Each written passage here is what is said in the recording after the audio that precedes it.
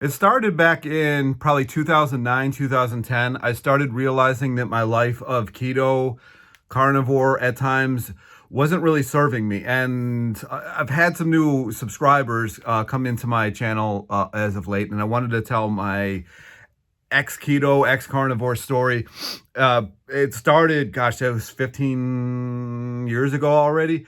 So I started going keto when I was 19, which was 1999, long time ago, because I thought I was overweight. I was lifting at the time. I was always looking at the muscle mags, the muscle building magazine, bodybuilding magazines, and I was like, oh man, I just really want to look like these. Like I had the size in spades. Actually, one year I went down to the Arnold Classic, and Ronnie Coleman happened to be there, and he and I actually had the same arm size. Like, so I was big, but I could never figure out how they cut like they did. I knew that the steroids and cutters were involved. I didn't know just to what level. So I started doing keto, and I stopped lifting for a brief period of time while I did a 60-minute walk every day. And that is how everything started with my keto life. So 1999, I worked at a place that was a food distributor. We were largely based with seafood. So I got a lot of seafood. I got a lot of salmon. I got a lot of halibut. I got a lot of sea bass, all that, the expensive stuff. I basically got it for free. So I would just take that home. Whatever stuff wasn't going to sell, I would take it home and I would cook it, and I would have broccoli with it, or, some Brussels sprouts or something like that. And it basically turned into this eating high fat, and I would, cook things in butter or whatever. I was eating high fat, and I would just have some kind of non-starchy vegetable with it just to keep things moving out of the system. However, it worked great in the beginning. Great in the beginning. I lost the weight that I was looking for. I remember I started this in probably late October, early November, and I remember this. I lived on the beach growing up, and I remember the next year, but it was cold climate. And I remember the next year we went to me and my friends went to the beach, and I took my shirt off, and they're like, "What happened to you?" And I'm like, "What?" They're like, "You're like half the size that you used to be." I said, "Oh yeah, I've been doing this diet, and I've been doing a 60-minute walk every day." That 60-minute walk wasn't great because I had a really bad ankle that I eventually actually had to have replaced in 2020. But I was doing it anyways just to get the weight off, because I was so focused on getting the weight off that I really didn't care about anything else. That leads me to 2001, the year of the towers coming down. And right before the towers came down, I was having a lot of issues with sleep. I could not sleep for the life of me. And I was having a lot of energy issues. So it wasn't making any sense to me that while I couldn't sleep, and I was always tired, but why couldn't I sleep? So I went to a doctor. I wasn't really into going to doctors, but I had health insurance. So I figured, why not? I'll go to this doctor. And I went to a doctor, and he was warning me against keto. He's like, this is terrible for you. He's like, you should not be doing this. And I'm like, oh, well, I lost all the weight. He's like, well, you're tired, you're skinny fat, and a whole host of other things. So he sent me off for blood work, and I came back. And he read the blood work to me, and my testosterone was low. My thyroid basically wasn't working. I mean, it was a slew of things. I actually, in my cabinet over there, I think I still have some of that old paperwork. I think I might have gotten rid of it. And I'm like, oh, okay. He's like, you can't keep doing this keto. I'm like, oh, okay. But like I used to be, I don't know, 225, and I'm like 200 now, and I'm really or like under 200 or whatever. I was really liking it. I went from a size XL to a size large, and I'm like, yeah, man, this is great times. But meanwhile, like I was with my ex-wife at the time, and I mean, we were always battling it out because my mood was all over the place. It was nuts. So I didn't want to take his advice. And then, so this went on for about another year. And I went back to him, and he's like, your numbers haven't changed. Matter of fact, they've kind of gotten worse. He's like, you got to do something else. He's like, you can't keep doing this keto thing. So I said, whatever, fine. So he sent me off to a lab, and I was put on this treadmill, and they put this breathing apparatus on my mouth and I think on my nose, and they put a bunch of electrodes on me, and they wanted to calculate my VO2 max, and they wanted to calculate what my actual calorie expenditure was going to be. So they did this, and they gave me a diet plan, and it had a lot of like rice and potatoes and sweet potatoes and all that other stuff in it, and I didn't want anything to do with it. So I took it. I'm like, thanks a lot, thanks a lot. And I sat on it for like a month, and I'm like, you know what? Something ain't right. I got to get sleep. I was losing hair back here. I was smelling pretty bad and then the 1,000-yard stare that you kind of get with keto. I mean, I was having all of the symptoms of keto issues. And everybody's going to be like, well, you did it wrong, blah, blah, blah, blah, blah. I actually had probably some of the best meat that you can possibly buy because I worked at the place where the restaurants actually buy it from, the stores actually buy it from. I had first choice. So I didn't want to hear that.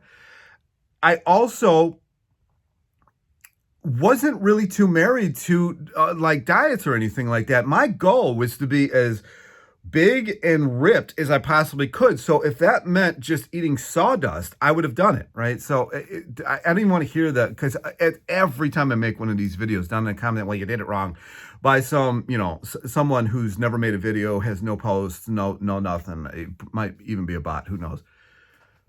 So I want to get that one out of the water already because that one is, not reality. So I did this, and I went on this diet, and I did it for like 6 months or something like that, and I just kept gaining weight. I really wasn't getting over the lethargy and all that. If I knew about Ansel Keys and the Minnesota Starvation Project or whatever that he had done, I probably would have felt different. Or if I had known about Dr. Walter Kempner and his like 100% curing people with rice, sugar, fruit, and fruit juice, had I known about that, had I known about McDougall, had I known about even Mike Menzer. I didn't even know Mike Menzer, I don't think, quite yet. I think Mike Menzer I had come across in 2003. So I did this diet for about, 6 months. I think this was 2002. We're talking some years ago now. And I'm like, forget it. I'm going back to keto. I got to get this weight off. I sound exactly like that.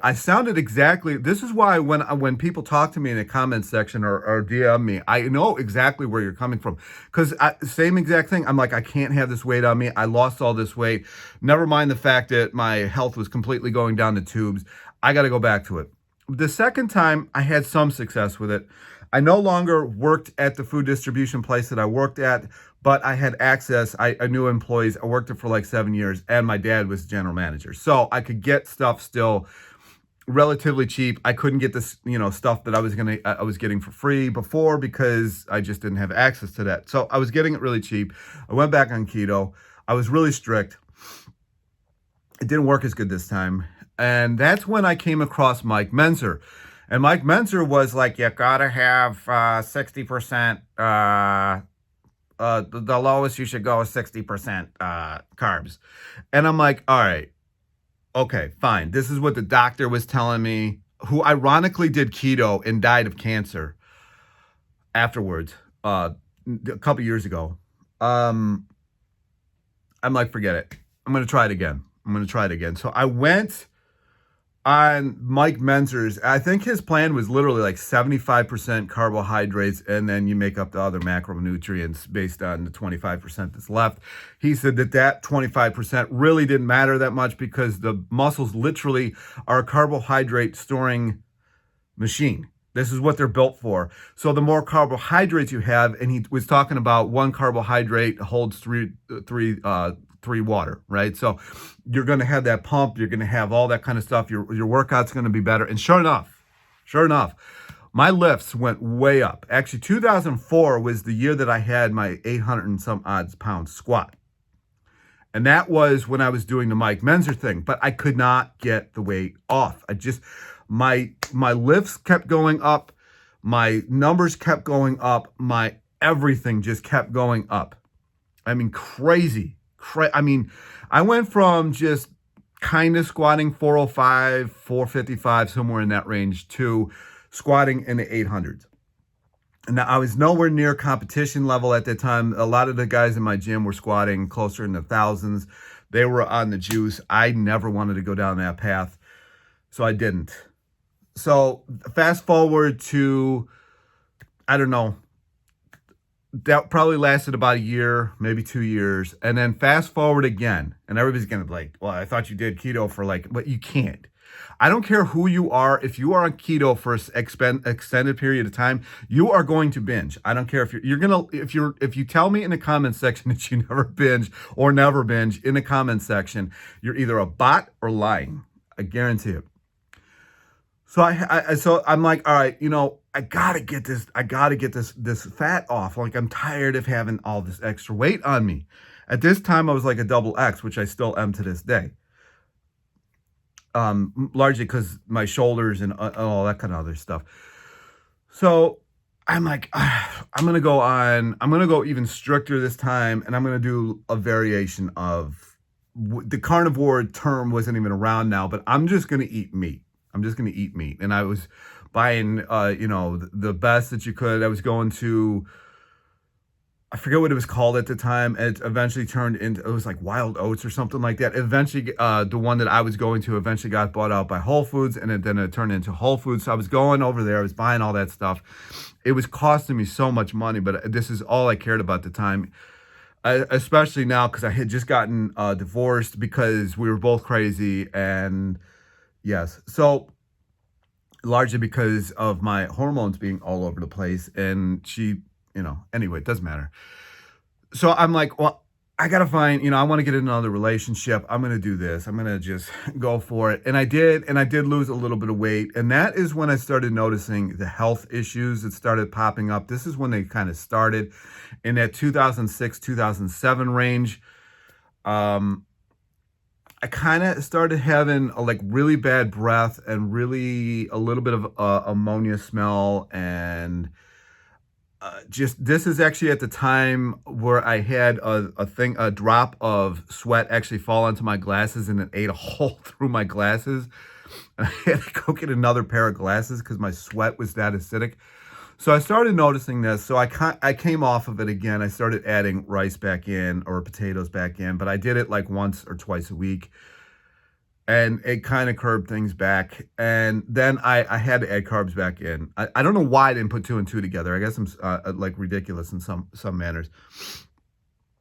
So 2008 or so comes around, and I tried keto for the last time. And that is when everything started falling apart.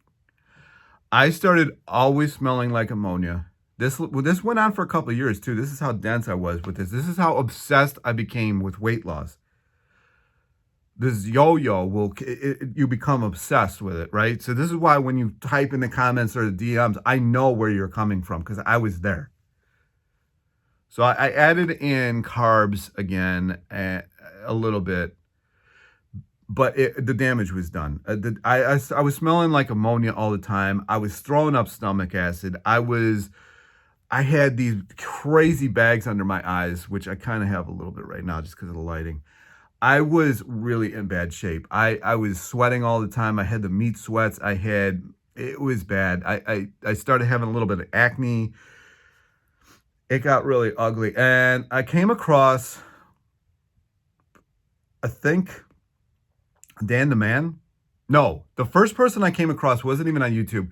I came across Arnold at Arnold's Way. I was living in Philly at the time. We're fast forwarding some years here because this went on for a couple of years. So it was 2010-ish.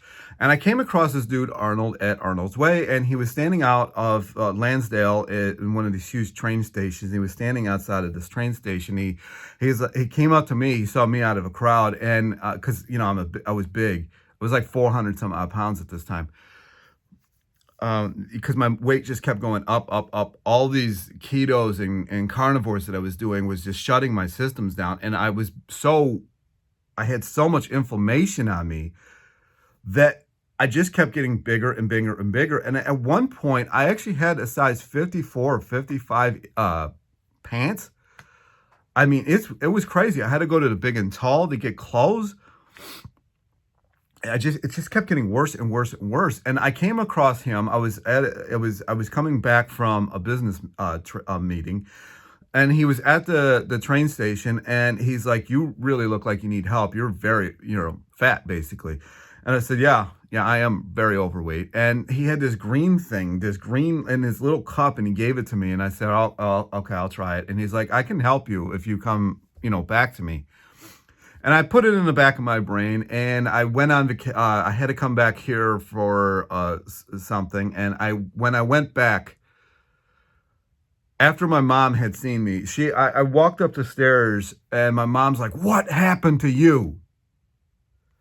I said, "What?" She's like, I've seen you a little big over your life, but I've never seen you look like this."